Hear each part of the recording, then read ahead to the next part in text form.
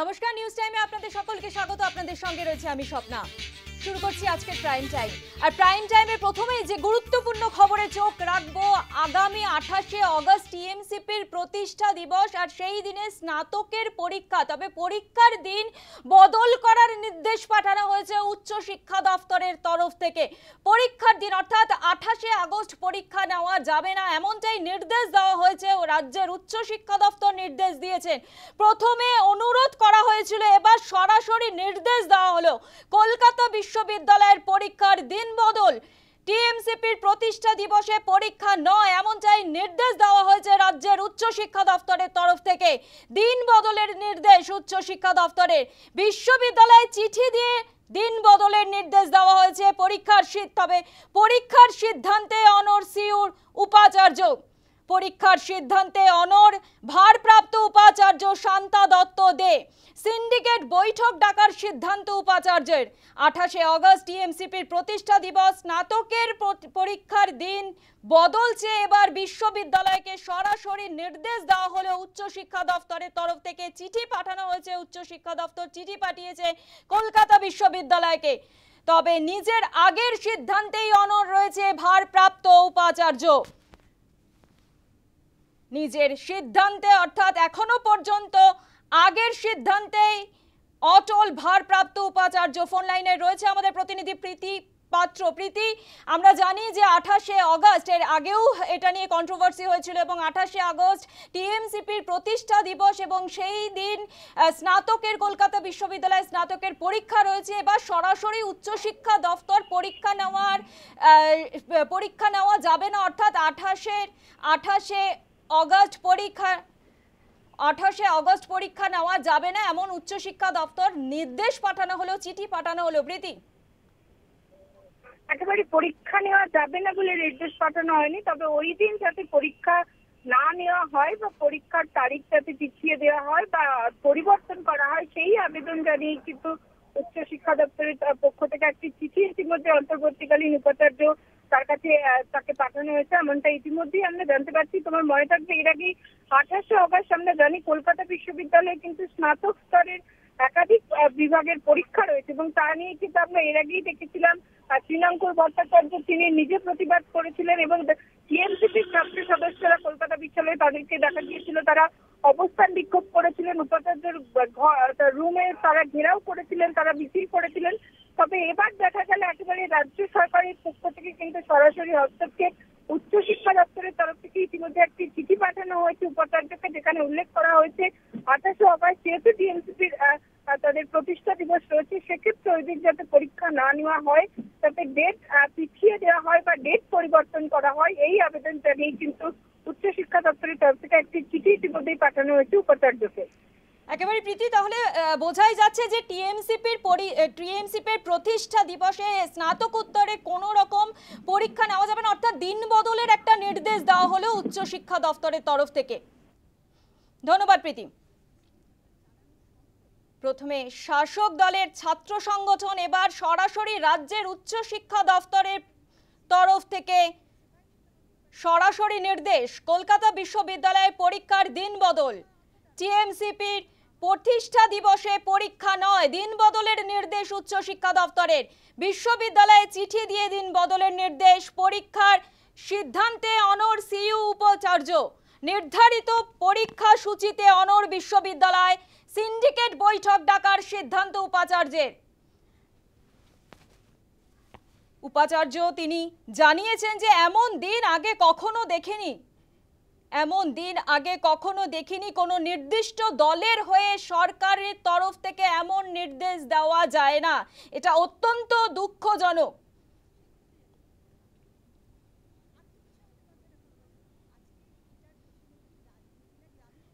এর আগে শ্রীরাঙ্কুর ভট্টাচার্য তিনি পোস্ট করেছিলেন সোশ্যাল মিডিয়ায়। সেদিন তিনি বলেছিলেন যে পরীক্ষা জেনে শুনে নির্দিষ্টভাবে রাজনৈতিক উদ্দেশ্য প্রণোদিতভাবে টিএমসিপির প্রতিষ্ঠা দিনেই এই পরীক্ষা রাখা হয়েছিল, এমনটা অভিযোগ শ্রীরাঙ্কুর।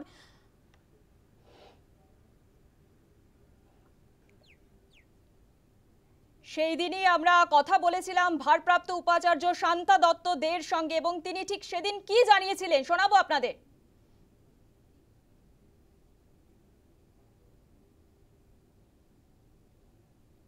হচ্ছে তৃণমূল ছাত্র পরিষদ করছে যে আপনি ওদের 28শে আগস্ট প্রতিষ্ঠা দিবস সেই দিনই আপনারা পরীক্ষা ফেলেছেন, তাও 2 থেকে 5টা, মানে সেটা নির্দিষ্ট রাজনৈতিক উদ্দেশ্য নিয়ে।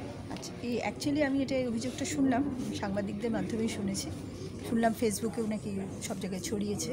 এটা আমার কাছে একবারে সম্পূর্ণ ভিত্তিহীন, অযৌক্তিক অভিযোগ। তার কারণ হচ্ছে আমাদের পরীক্ষার ডেটগুলো ঠিক করে বোর্ড অফ স্টাডিজ, এবং সেই বোর্ড অফ স্টাডিজ আজ থেকে প্রায় 3 মাস আগে মিটিং করে এই পরীক্ষার শিডিউলটা তৈরি করেছে। এবং কোন ভিত্তিতে করে না, অ্যাকাডেমিক ক্যালেন্ডারের ভিত্তিতে, যেখানে গভর্নমেন্ট হলিডেজগুলোকে আমরা সবসময় বাদ দেব।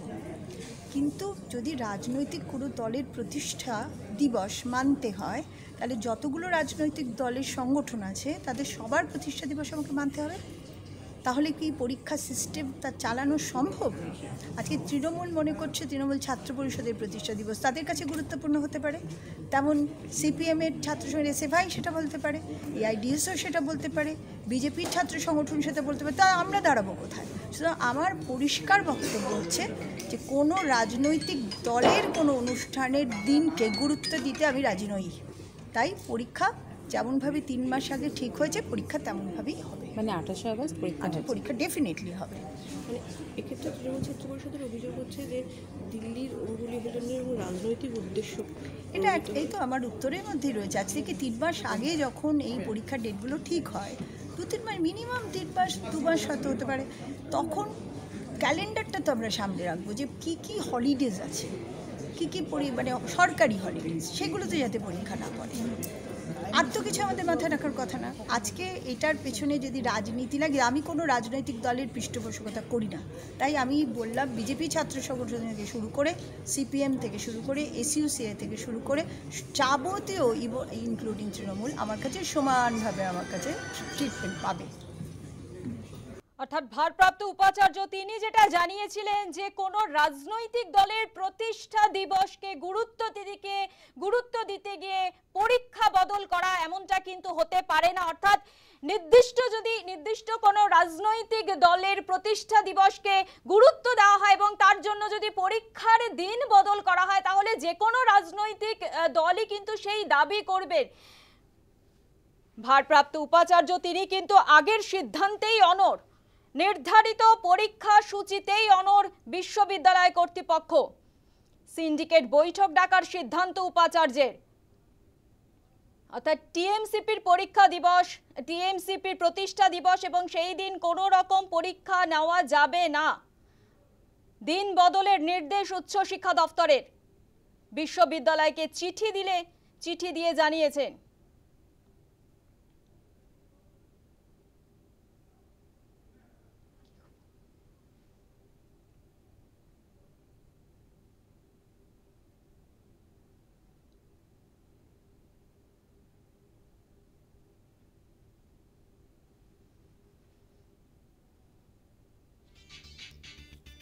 পরবর্তী খবর নিয়ে ফিরছি একটা বিরতির পর। লোকসভার অধ্যক্ষকে যৌথভাবে চিঠি দেওয়া হলো বিরোধী দলের পক্ষ থেকে। এসআইআর নিয়ে লোকসভার অধ্যক্ষকে যৌথভাবে চিঠি দেওয়া হয়েছে বিরোধী দলের পক্ষ থেকে এবং ইতিমধ্যেই যেটা জানা গিয়েছে যে যোগ্য ভোটারদের নাম বাদ পড়েছে এবং সেই কারণেই যোগ্য ভোটারদের নাম বাদ পড়া হচ্ছে। দৃষ্টি আকর্ষণ লোকসভার অধ্যক্ষের কাছে। এসআইআর নিয়ে লোকসভার অধ্যক্ষকে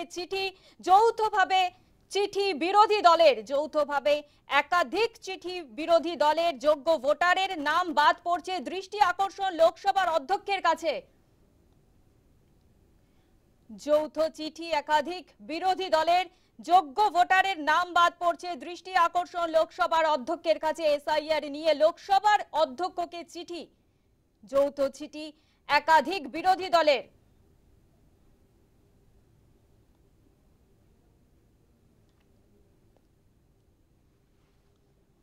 এসআইআর নিয়ে লোকসভার অধ্যক্ষকে যৌথ চিঠি একাধিক বিরোধী দলের যোগ্য ভোটারের নাম বাদ পড়ছে। দৃষ্টি আকর্ষণ লোকসভার অধ্যক্ষের কাছে।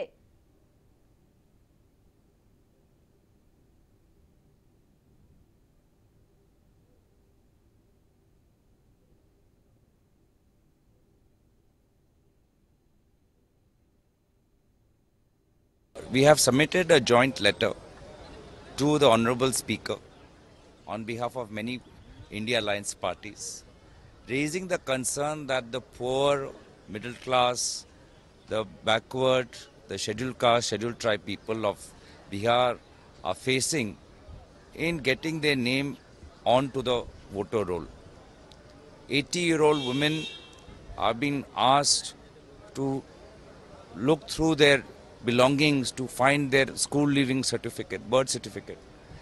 Daily wage laborers are being forced to forego days of wages and go hungry because they have to get some photocopy, some photo. All of this to exercise their basic fundamental right to vote. All of this when they have just voted a year before. All of this when the elections are just a few months away. Their issues, the issues of the common citizen, should be raised inside Parliament.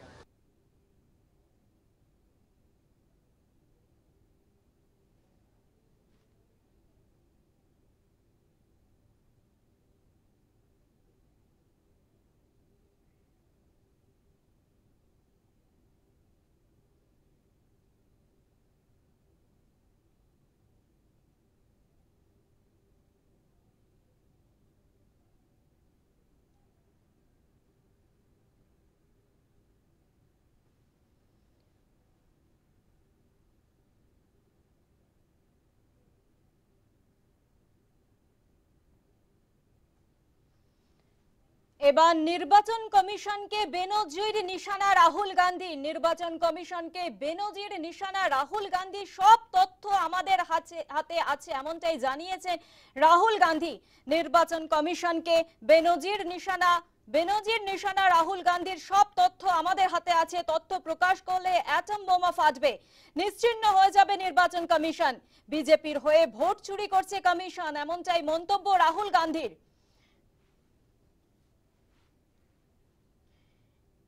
আমরা জানি এর আগেও রাহুল গান্ধী তিনি মহারাষ্ট্রে vote চুরি নিয়ে সরব হয়েছিলেন। বারবার তিনি অভিযোগ করেছিলেন যে আমি 100% তথ্য প্রমাণের সঙ্গে বলছি, এই তথ্য যদি প্রকাশ করা হয় তাহলে অ্যাটম বোমা ফাটবে। নির্বাচন কমিশন নিশ্চিহ্ন হয়ে যাবে এমনটাই মন্তব্য করেছিলেন, এমনটাই অভিযোগ করেছেন রাহুল গান্ধী। সব তথ্য আমাদের হাতে আছে, তথ্য প্রকাশ করলে অ্যাটম বোমা ফাটবে, নিশ্চিহ্ন হয়ে যাবে নির্বাচন কমিশন।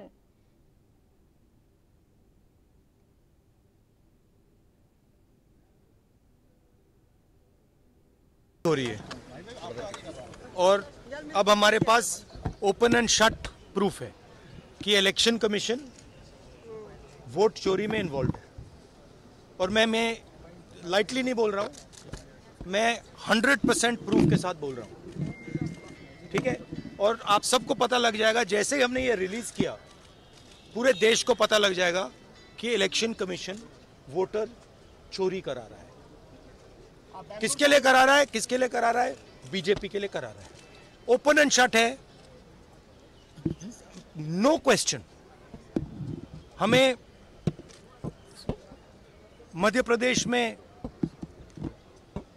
सस्पिशन था, लोकसभा में सस्पिशन था, महाराष्ट्र में वो थोड़ा आगे गया, स्टेट लेवल पे हमें लगा कि यहाँ पे चोरी हुई है।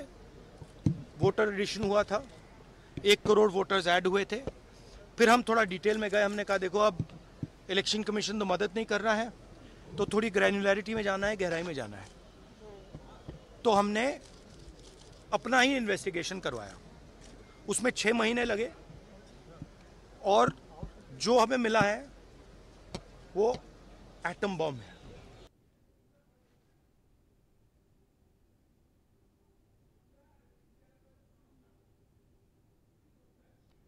পাশাপাশি রাহুলের মন্তব্য দায়িত্বজ্ঞানহীন, পাল্টা বিবৃতি জারি নির্বাচন কমিশনের। এই সব ভিত্তিহীন অভিযোগ অবজ্ঞা করা হচ্ছে, অভিযোগ অবজ্ঞা করছে নির্বাচন কমিশন। প্রতিদিন এরকম হুমকি দেওয়া হচ্ছে, কর্মী আধিকারিকরা স্বচ্ছ কাজ করছেন তেমনি নির্দেশ দেওয়া হয়েছে তাদের। দায়িত্বজ্ঞানহীন মন্তব্য অবহেলা করা যাবে না, এমনটাই বিবৃতি নির্বাচন কমিশনের। রাহুলের মন্তব্যে দায়িত্বজ্ঞানহীন, রাহুলের মন্তব্য দায়িত্বজ্ঞানহীন, পাল্টা বিবৃতি জারি নির্বাচন কমিশন। রাহুলের মন্তব্য দায়িত্বজ্ঞানহীন, পাল্টা বিবৃতি জারি নির্বাচন কমিশনের। রাহুল গান্ধী তিনি যেটা বলেছিলেন যে সব তথ্য আমাদের হাতে আছে, তথ্য প্রকাশ করলে অ্যাটম বোমা ফাটবে, নিশ্চিহ্ন হয়ে যাবে নির্বাচন কমিশন, বিজেপির হয়ে ভোট চুরি করছে কমিশন, এমনটাই মন্তব্য করেছেন রাহুল গান্ধী। পাল্টা রাহুলের মন্তব্য দায়িত্বজ্ঞানহীন, পাল্টা বিবৃতি জারি নির্বাচন কমিশনের।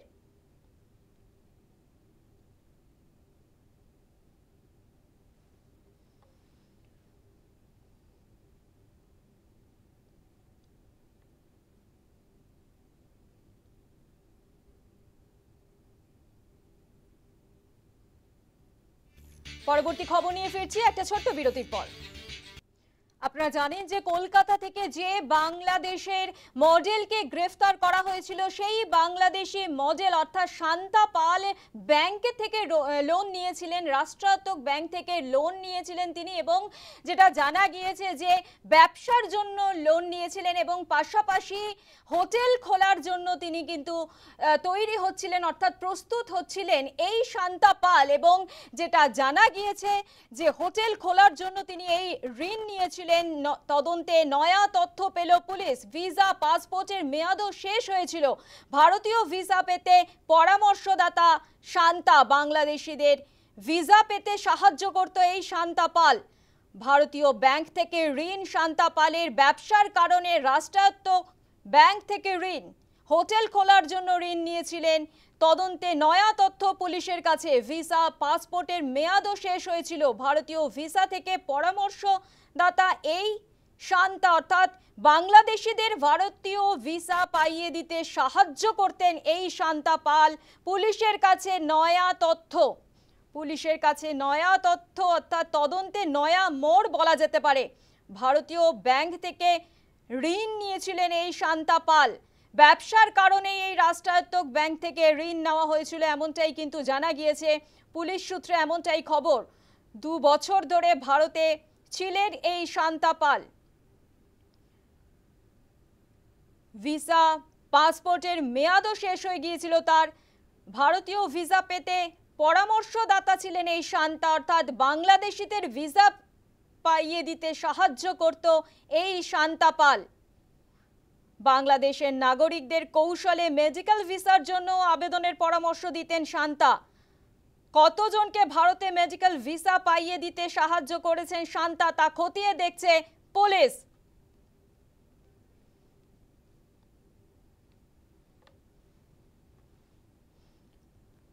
এ বিষয়ে আরো বিস্তারিত জানবো, ফোন লাইনে রয়েছে আমাদের প্রতিনিধি মৌমিতা মিত্র। মৌমিতা, একেবারে পুলিশের হাতে নয়া তথ্য বলা যেতে পারে যে ভারতীয় ব্যাংক থেকে ঋণ নিয়েছিলেন এই শান্তা পাল এবং হোটেল খোলার জন্য তিনি ঋণ নিয়েছিলেন। মৌমিতা,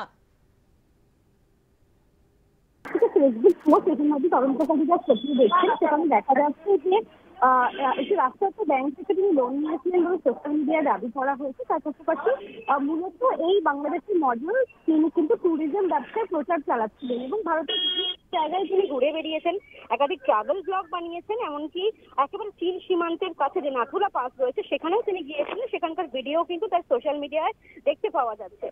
আসান ট্রাভেলস কলকাতা অ্যান্ড বাংলাদেশ নামে একটা পেজ তৈরি করেছিলেন তিনি, সোশ্যাল মিডিয়া পেজ। সেখানে বিভিন্ন ভিডিও তিনি আপলোড করতেন এবং ইতিমধ্যেই তাকে জেল হেফাজতে রাখা হয়েছে। 8ই আগস্ট পর্যন্ত পুলিশি হেফাজতের নির্দেশ দেওয়া হয়েছে এবং যেটা দেখা যাচ্ছে যে তার যে পরিচয়পত্র যেগুলো ছিল, পাসপোর্ট বা ভিসা, সেগুলো সমস্ত কিছু কিন্তু 2 বছর আগেই সেগুলো তার মেয়াদ উত্তীর্ণ হয়ে গিয়েছে।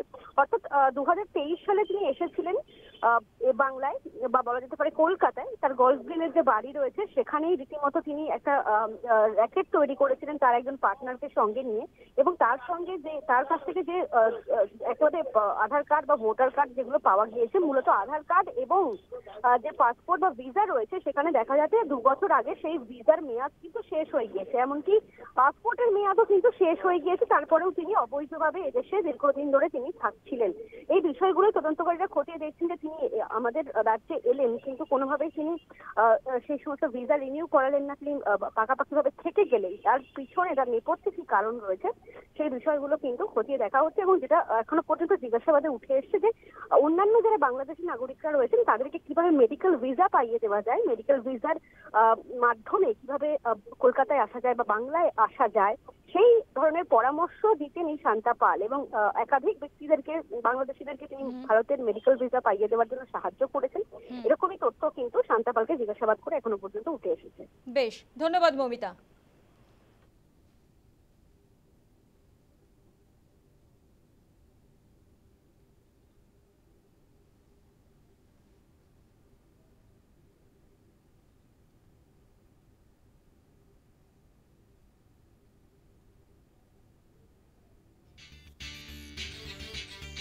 পরবর্তী খবর নিয়ে ফিরছি একটা বিরতির পর। এবার যে খবরের দিকে নজর রাখবো, ফের এনআরসি নোটিশ। এবার এনআরসি নোটিশ পাঠানো হলো তুফানগঞ্জের এক বাসিন্দাকে। ফের এনআরসি নোটিশ, গতকালও আমরা দেখেছি এনআরসি নোটিশ পাঠানো হয়েছে। এবার এনআরসি নোটিশ পাঠানো হলো তুফানগঞ্জের এক বাসিন্দাকে। দীপঙ্কর সরকার নামে এক ব্যক্তি, তাকে এনআরসি নোটিশ পাঠানো হয়েছে। তুফানগঞ্জে 2 নম্বর ব্লকের রামপুরের 2 নম্বর গ্রাম পঞ্চায়েতের বাসিন্দা দীপঙ্কর সরকারকে এনআরসি নোটিশ পাঠিয়েছে আসাম সরকার। ফের রাজ্যে বাসিন্দাকে অসমের এনআরসি নোটিশ, তুফানগঞ্জের বাসিন্দাকে এনআরসি নোটিশ। গতকাল আমরা জানি যে মমিনা বিবি, তাকে এনআরসি নোটিশ পাঠানো হয়েছে। এবার তুফানগঞ্জের বাসরাজারের বাসিন্দা মমিনা বিবিকে আমরা জানি যে গতকাল তৃতীয়বারের জন্য নোটিশ পাঠানো হয়েছে। এবার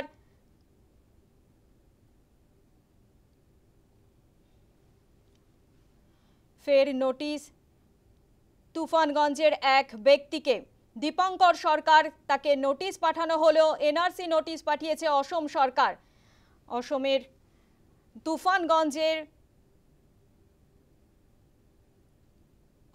তুফানগঞ্জের বাসিন্দা দীপঙ্কর সরকার, তাকে নোটিশ পাঠানো হয়েছে।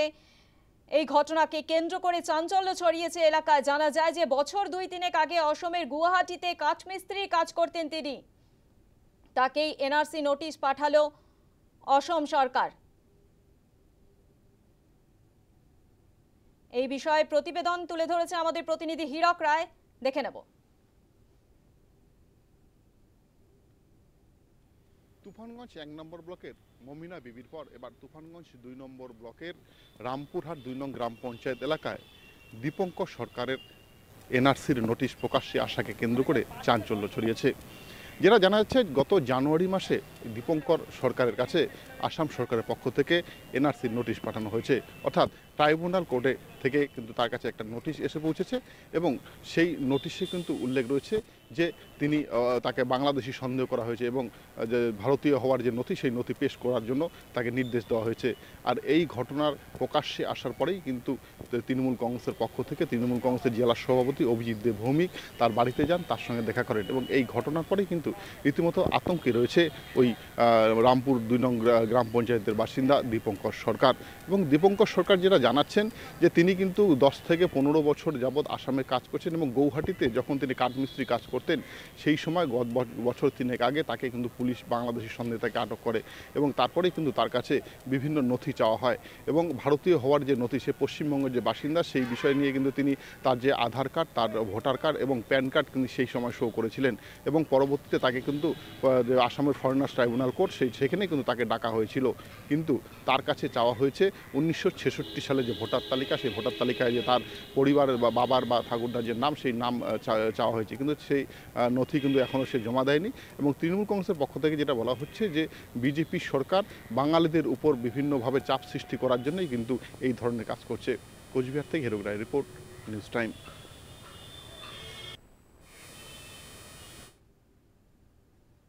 এই এনআরসি নোটিশ যাকে পাঠানো হয়েছে দীপঙ্কর সরকার, এই বিষয়টি কি বলেছেন শোনাবো আপনাদের।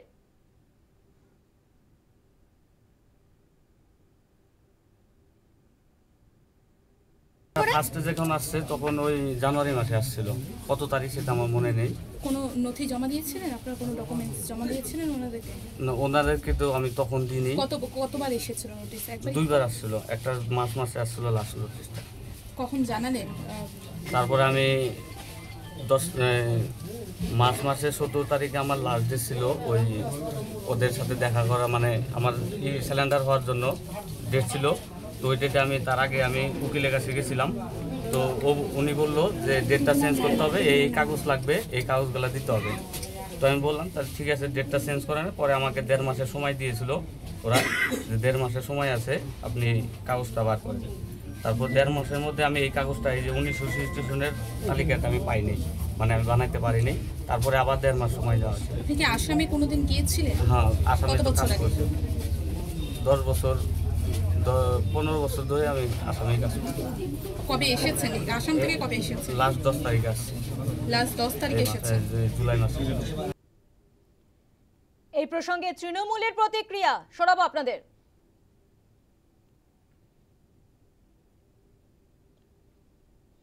বিজেপির এমএলএর কাছে বার্তাও আছে যে দীপঙ্করকে ভয় দেখানো হচ্ছে, এই এলাকার বাকি রিফিউজিদেরকে তুমি ধরো। উত্তম বোধবাসী রাজবংশী, তাকে ভয় দেখানো হচ্ছে, বাকি রাজবংশীদের তুমি ধরো, ধরে বলো চিন্তা নেই, আমি আছি, বিজেপি আছে, আসামের সাথে কথা বলে দিচ্ছি, ফোন করে দিচ্ছি, ঠিক হয়ে যাবে। এই জায়গাতেই নিয়ে যেতে চাইছে।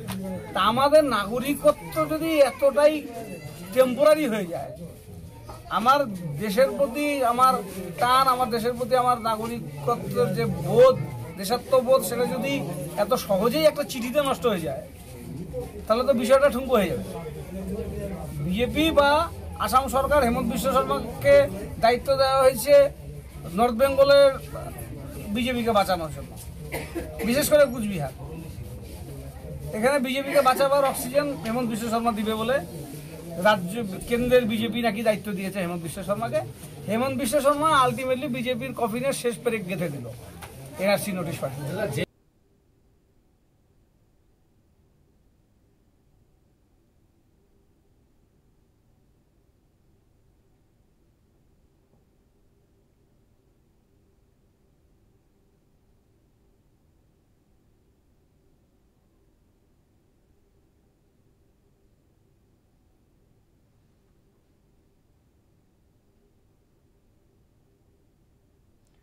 দক্ষিণবঙ্গ ও ঝাড়খণ্ডে লাগাতার বৃষ্টি। এই আবহেই বৃহস্পতিবার বিকাল থেকে ডিভিসি, মাইথন ও পাঞ্চেত জলাধার থেকে 49,000 কিউসেক জল ছেড়েছে।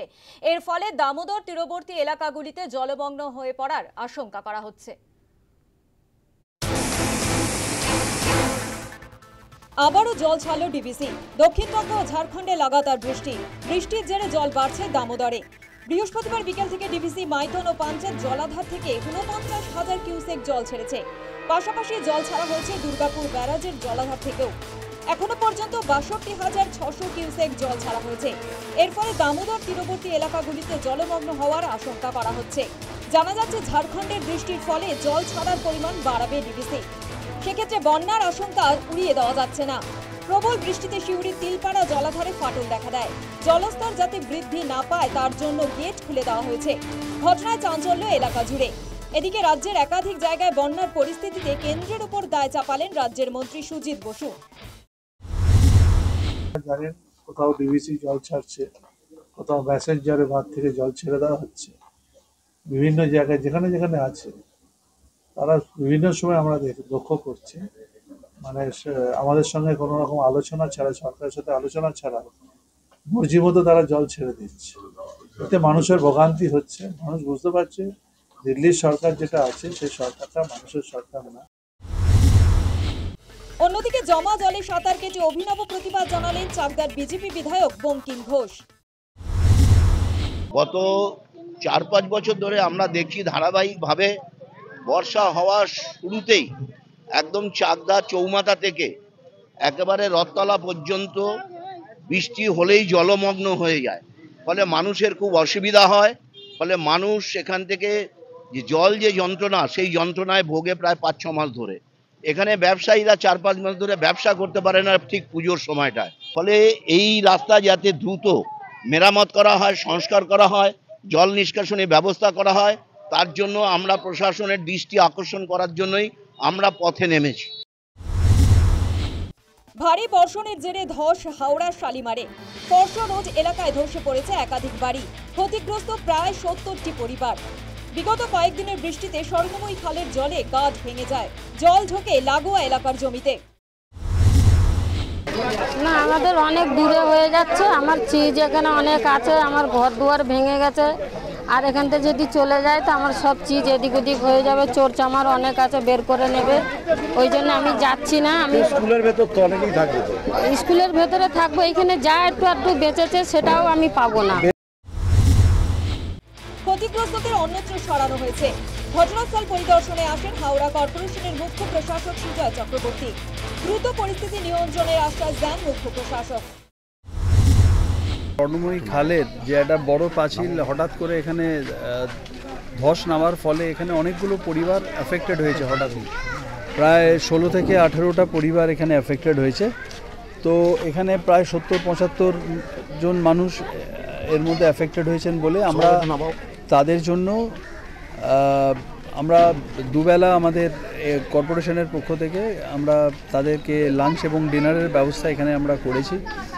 পানীয় জল বা যা যা এখানে সাধারণ মানুষের প্রয়োজন আমরা সেটা অ্যারেঞ্জমেন্ট করছি। যে মানুষজন আছেন তাদের সঙ্গে আমিও কথা বলছি, কারণ এটা পোর্টের ল্যান্ড, তো তাদের সঙ্গেও আমাদের একটা কোঅর্ডিনেট করতে হবে। দরকার হলে আমরা অস্থায়ী কোথাও ক্যাম্প করে সেই মানুষগুলোকে স্থানান্তরিত করব, করে তারপর আবার এই জায়গাটা ঠিক হলে তখন তাদেরকে আমরা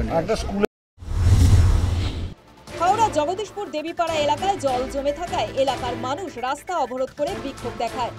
অবরোধ তুলতে ঘটনাস্থলে যায় লিলুয়া ফাঁড়ি পুলিশ। এরপরই দুপক্ষের মধ্যে শুরু হয় তুমুল ধস্তাধস্তি। দেখুন এমন মেরেছে, হাতে লেগেছে।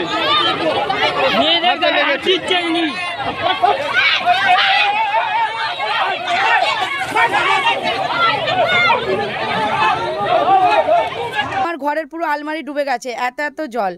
তো কাউকে বলতে গেলে বলছে জল কি প্রত্যেক বছর থাকে? না, কোনো বছর না, এত বছর আমাদের এখানে জন্মস্থান। তো কোথাও জানাতে গেলে তারা বলছে 500 টাকায় 200 টাকায় জমি কিনেছে, এখন তো জল জমবেই। একই ছবি পূর্ব বর্ধমানের রায়নাতে। বৃষ্টির জেরে বিভিন্ন জায়গা জলমগ্ন, জল পেরিয়ে স্থানীয়দের রেশন সামগ্রী আনতে যেতে হচ্ছে। রাস্তার চেহারা একেবারে খালবিলের মতো। স্থানীয়দের অভিযোগ এই সমস্যার মূলে রয়েছে দেবখাল সংস্কারের ঘাটতি। এই তো সপ্তাহখানা চলছে এখন, মানে এইভাবেই যাতায়াত করছেন? হ্যাঁ হ্যাঁ। জল কি কালকের তুলনায় আজ বেড়েছে? হ্যাঁ বেড়েছে জল। কতটা? ওইখানে কতটা? এক বুক, এক গলা টুটি সেই জল। এই যে জল পেরিয়ে যাতায়াত করে বাচ্চারা যে স্কুলে যেতে পারছে? না না না, সব বন্ধ। মাথায় কি রয়েছে? মাথায় এই যে মুড়ি, এই দোকানদানি নিয়ে যাচ্ছি, ছেলে বউ খাবে সব। কথা হচ্ছে স্কুলের ছেলে মেয়েদের আজ থেকে পরীক্ষা ছিল, তারা পারাপার হতে পারছে না। তার জন্য সরকারকে বলা হচ্ছে যে এই রাস্তাটার যেন কোনো একটা ব্যবস্থা করা হয়। মানে প্রতিবারই কি এরকম জল? প্রত্যেকবারই হয়। রাজ্যের একাধিক জায়গায় জলযন্ত্রণায় নাজেহাল নিত্য জনজীবন। পরবর্তী সময় বৃষ্টি বাড়লে পরিস্থিতি আরো খারাপ হওয়ার আশঙ্কা দেখা দিচ্ছে। News time. আরো খবর নিয়ে ফিরছি একটা ছোট্ট বিরতির পর। এবার যে খবরের দিকে নজর রাখবো, লাগাতার বৃষ্টিতে বেহাল দশা ইএম বাইপাসের রাস্তায় বিভিন্ন জায়গায় গর্ত এবং নাজেহাল। কিন্তু ইতিমধ্যেই যেটা জানা গিয়েছে, যে ছবি আমরা দেখতে পেয়েছি সকাল থেকে, যে নাজেহাল নিত্যযাত্রীরা। বেহাল দশা চিংড়িঘাটা রাস্তায়, যান চলাচল ব্যাহত চিংড়িঘাটার একাধিক এলাকায়। এবং এই অবস্থা দেখেই, পরিস্থিতি দেখেও নির্বিকার প্রশাসন।